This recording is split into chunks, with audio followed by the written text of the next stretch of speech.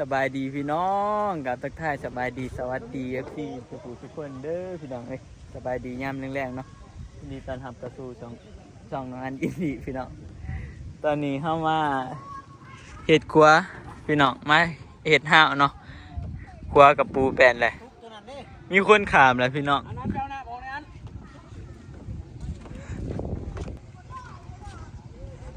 มีคนมาขามเลยพี่น้องเบียดเขากำลังตอกห้าวอยู่เนาะพี่น้องกับใส่สายไฟเนาะตอนนี้ไกตอกได้ไล่เติบแล้วพี่น้องบ่อยากเป็นได้ตอกห้าวโอ้พี่น้องเอ้ยทำได้เฉยปลา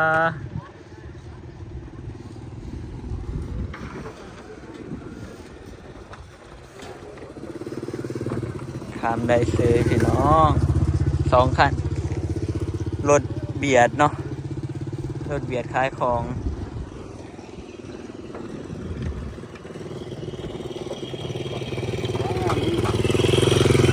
หัวแหนนอยู่วะขึ้นได้อยู่วะวันนี้โอ้พี่น้องเอ้ยใจคล้องเอียงมาลุงตุ้งติ่งเนาะโอ้จิโดขึ้นได้เฉย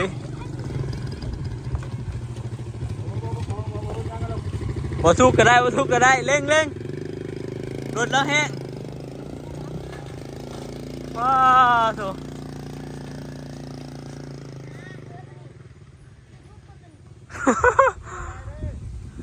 ขอบใจได้เด้อพี่น้องตอนนี้กำลังอันนี้เนาะเริ่มต่อไฟนี่ดิไฟเพิ่นต่อสายมันเนาะเพิ่นเอาเพิ่นสิใส่ดอกน้ำดังมาเบิ่งบีมใส่อันนี้ไปพี่น้องเดี๋ยวสิพาย่างไปเบิ่งเบื้องนั้นเนาะเพิ่นยังเฮ็ดท่าอยู่เดียวกับเบิ่งซุ่มนี้ไปเลยพี่น้องเฮ็ดท่าแล้วเด้อเนาะ2 ข้างอีกแล้วเบิ่ง2 ข้างเลยเนาะงามบ่พี่น้องข้าวแล้วมันจะแตกต่างกันกับเฮาว่าท่านได้เฮ็ดข้าวเนาะมันจะงามกว่าเก่าพี่น้องนี่ข้าวก็เฮ็ดพอได้แต่แบบให้มันอันนี้ซื่อพี่น้องข้าวก็บ่ได้ให้มันยังมานำบีมข้าวก็บ่ได้ให้มันงามปานใดหรอกพี่น้องเอ้ยมันส่งมันเด็กไปยังเอาผิดเลยเดี๋ยวสิพาไปเบิ่งรู้สึกว่ามันงามขึ้นกว่าเก่าเนาะพี่น้องเขาเห็นภาพเห็ดแป๊บเดียวพี่น้องง่ายๆกันเพราะว่าแบบคนเห็นแล้วมันเกิดเพราะใดอันนี้เนาะเพราะใดแบบโบเป็นตะยานนะเท่ากัน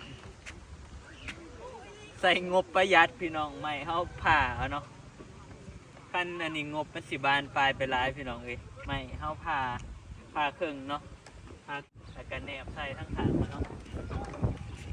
ถ้าใส่ลำเดียวมันเปลืองใหม่นะพี่น้องห้าวซื่อ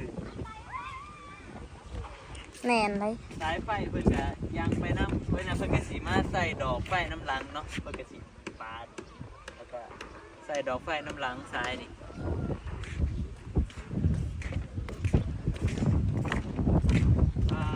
พี่น้องหัวบานเท่านี้แอนดีนะหรือว่าเป็นน้ำเห็ดใหม่ๆวะพี่น้องแอนดีบ่คือฟังอันนั้นเห็ดปีก่อนเนาะบ่อยากเนียนเป็นได้พี่น้องกะอันตรายเนาะคันเห็ดบนเนียนนะนี่ผู้ที่เขาเที่ยวสัญจรไปมากกะเสี่ยงพี่น้องอย่ารถตกน้ำตกไหนเนาะแต่บ้านเฮาปีนี้เฮ็ดแน่นนะเนาะเพราะว่าเที่ยวเองพี่น้องกะเพื่อความปลอดภัยคนในบ้านตัวเองหั่นแหละพี่น้องส่วนหลายกะบ้านภาคน้ำเนาะจะเที่ยวภาคนั้นเขาบ่ค่อยได้เที่ยวเลยพี่น้องมีแต่ภาคนี้เนาะเที่ยวไปเที่ยวมาหั่นนะพี่น้องเที่ยวประจำไปเดี๋ยวสิพาพี่น้องไปเบิ่งเนาะพี่ไก่สีแล้วและห้าวก็ดิห้าวแล้วสายไฟแล้วนี่ก็เปิดเลยได้นี่พี่น้องเที่ยวได้สบายแบบนี้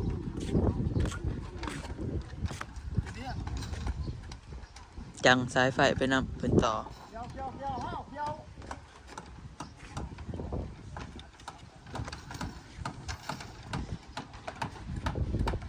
เขียวอ้ำเขียวห้าวฝ้าเปิดอันนี้ที่ถ่ายคลิปไม่ซอยหมูกูพาไปทั่วโลกได้อามกูพาไปทั่วโลกได้นี่ไป มาแดงอันบอกว่าสิเอาออกละแล้วครัวเลยออกเลย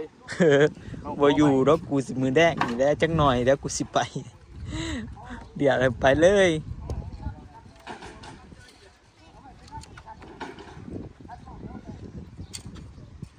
ถ้าจะบุคันไป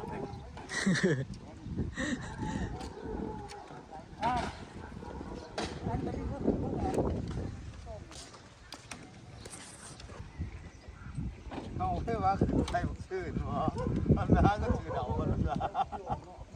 มัดสายไฟไปนำไปเนาะ เอาคือนะเอาคือเขาก็ชื่อเราก็เฉพาะมาเฮามันเป็นฉะนั้น จ่ายไปนำนี่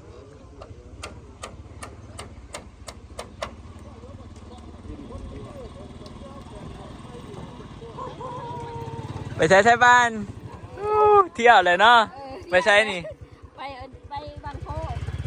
เจ้าดูเบียดบ่ได้ร้านเบียดบ่ ใช้บ้านครับอันนี้เนาะพี่น้องไปออกไปเนาะอันก็เที่ยวได้นี่เที่ยวไปออกไปซื้อของเมื่อกี้แนนดีว่ะครัวบ้านเฮา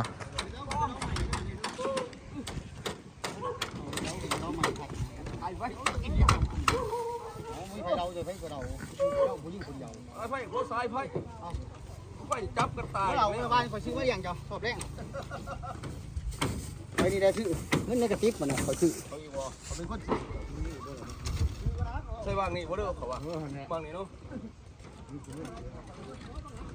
ไพ่ว่าตัดมาโอ้อาจจะตา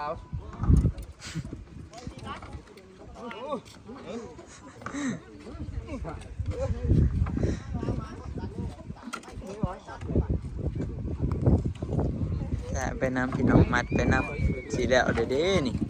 โ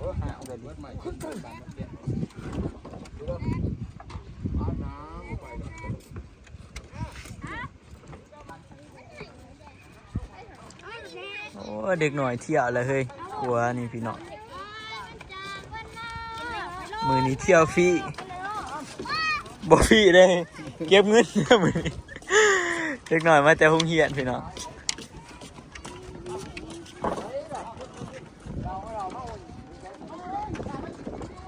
พอดีเด็กน้อยเลยคงเหียนมาพอดีได้ขามขวาสบายมือก่อนเด็กหน่อยพากันไต่อันนั้นพี่น้องไต่ไม้ทองไผ่เนาะแต่มือนี่บ่ได้ไต่นะหัวแล้วนะ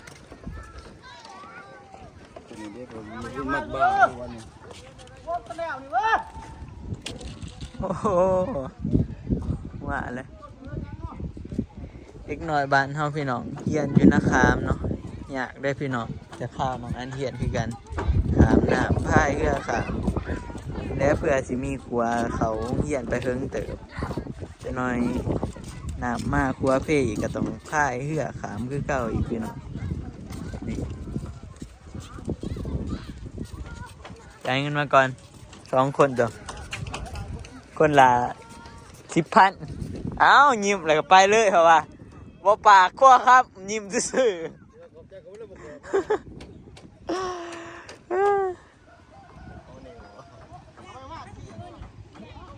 มาอีกแล้วพี่น้องอันนี้ก็นักเขียนเด็กหน่อยนักเขียนบ้านเฮาเนาะ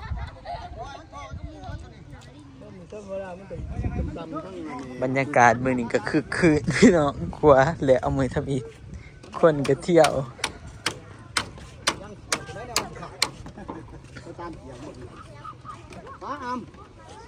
ตรวจมัดมานี่มัดเอาลูกมา ไปพี่น้องเอ้ยเดี๋ยวสิมัดห้าวก็เนาะเดี๋ยวมาถ่าเบิ่งตอนหมอสิมัดแล้วพี่น้องสุดท้ายให้พี่น้องเบิ่งอีกเทื่อมัดห้าวก่อน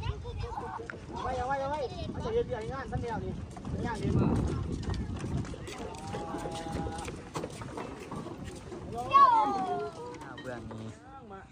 แล้วเนาะยังอีกฝั่งหนึ่งนี่ฝั่งนี้ยังมัดอยู่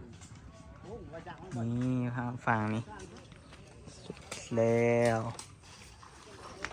เดี๋ยวคนจีเฮ็ดอันนั้นอยู่เถิงเนาะพี่น้องบอลเก็บเงินเนาะอยู่บอลเถิงพุ่นละนี่พอดีสุดห้าว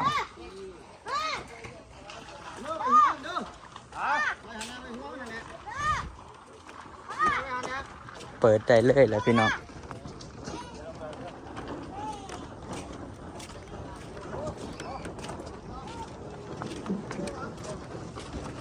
อีกรอบหนึ่งกับพ่อดี พ่อไม่ยังไงเด็กใส่ไปนี่โอ้ยใส่ อีกลำหนึ่ง หัวกระปวดหัวกดนี่จ้ะใส่คนสุดแล้วปัดเข็มเลยนะ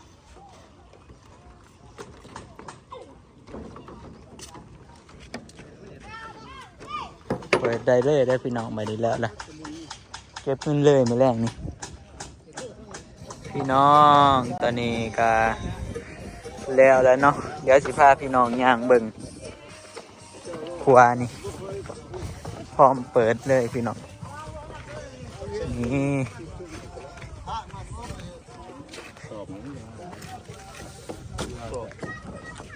นี่พร้อมเปิดเลยพี่น้องเลยแล้วเรียบร้อยเนาะใส่ห่าวใส่ยังแล้วกำลังใส่หลอดไฟน้ำพี่น้องโอ้พอดีตะเวนตกผู้พอดีแล้วพี่น้องไปมืออื่นเพิ่นกะสิเฮ็ดอันนั้นกระตูบแล้วก็เก็บเงินเนาะ5,000 10,000โอ้เดี๋ยวทอด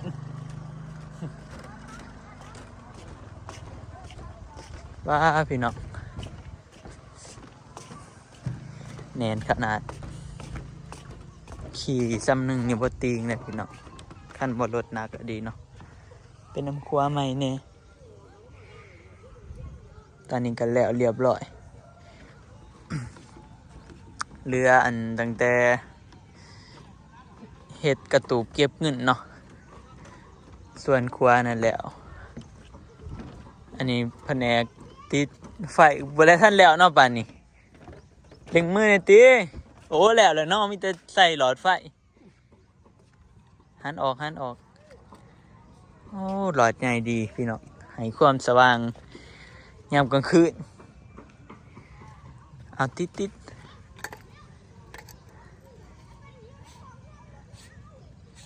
หุ่งอยู่อะไรได้เรื่องอยู่อะไรบ่อันนั้นไหนบ่เอาอะไรแก่งะเจาะเอาสักจักสิหุ่งจะว่าหุ่งเจาะเอาพี่น้องบ่ได้ปอกสายไผ่เจาะอันนั้นเอาเจาะกาเอา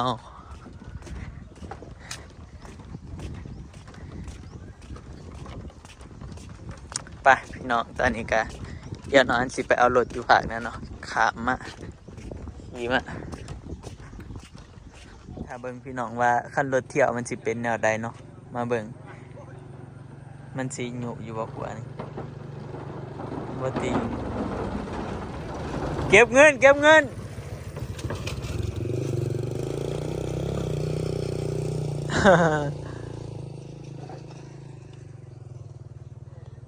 แล้วพี่น้องทาเฮ็ดกระตูบมืออื่นเนาะ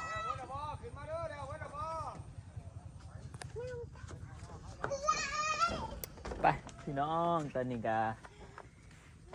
แล้วเลยพี่น้องเอ้ยมีแต่เฮ็ดกระตูบมืออื่นก็เก็บเงินได้เลยเนาะก็ครัวของเฮาก็แล้วสำเร็จไปทีเรียบร้อยแล้วเนาะพี่น้องอันนี้ก็เป็นครัวตั้งหลังนะครับเนาะพี่น้องต่อไปก็มีแต่ถ่ายเก็บเงินพี่น้องแล้วคลิปเฮ็ดครัวนี่เปิดแต่น้องมีแต่สิได้ถ่ายคลิปเก็บเงินได้บัดนี้ไปพี่น้องต้องเปิดเป็นอื่นหรอวะห้องตลาดจะดีแล้วมันนั่นแหละเลย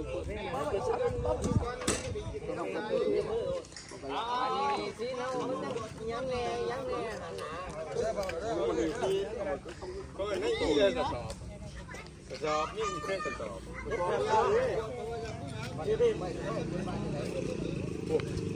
ต้องไปลุงบงดิ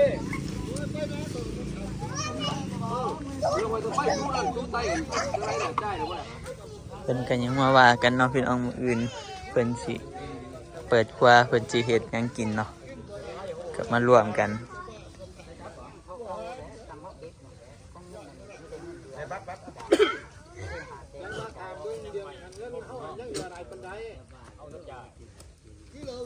ขอกับท่านหายหมู่200,000 ก็ได้ครับคือได้จังรับใหม่ คือกระปูแดงนี่ก็ทำอะไร แสนสาม ว่างั้นจะซื้อ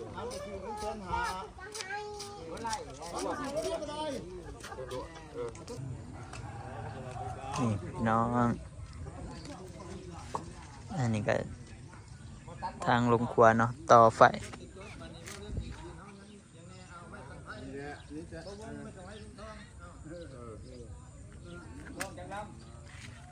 เพิ่นก็ไล่ค่าของที่บ่ทันจ่ายเนาะ